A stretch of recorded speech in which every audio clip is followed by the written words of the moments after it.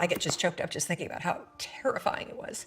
And so I found myself at the age of 41, like just feeling like a complete failure. And I would lie there.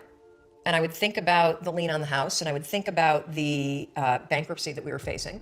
And I would think about how much we had fought the night before. And I would think about the fact that I was unemployed. And I would hit the snooze button. I mean, why would you get up when your life is like that? Why would you? In the scheme of life, hitting the snooze button is not that big of a deal. But here's the thing about life. None of us wake up and say, today is the day I destroy my life. What we do is we kind of check out because it feels overwhelming. Or we check out because we're afraid. Or we check out because we start listening to self-doubt. And then we make these teeny tiny decisions all day long. We don't even realize it.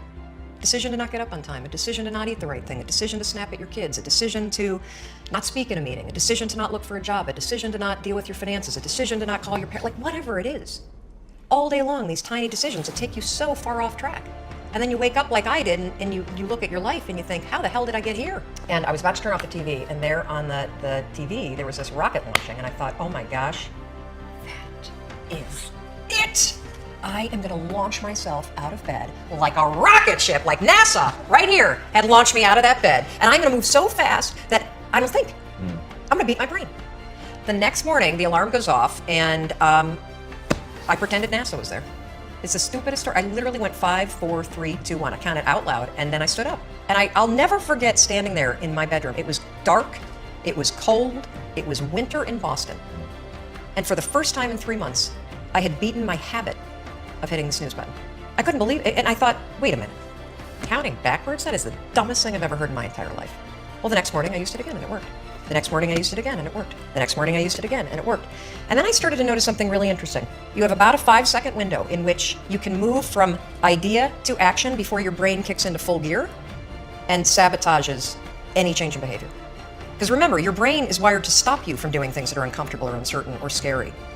It's your job to learn how to move from those ideas that could change everything into acting on them in the smallest moment. Because I went from getting up on time and waking up on time to shaking up my entire life.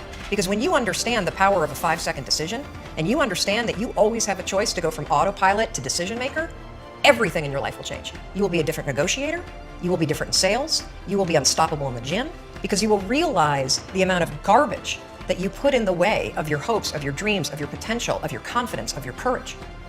Everything comes down to the decisions that you make. We all know what to do. None of us know how to make ourselves do it.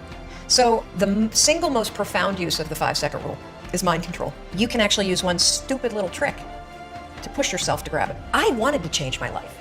And I think most people that are miserable or that are really like dying to be great and dying to have more, we want to change. We want to live a better life. We want to create more for our families. We want to be happier. The desire is there. It's your job to push yourself. Agreed. There are tricks that you can use that actually outsmart the tricks your brain plays on you. You can outsmart your own brain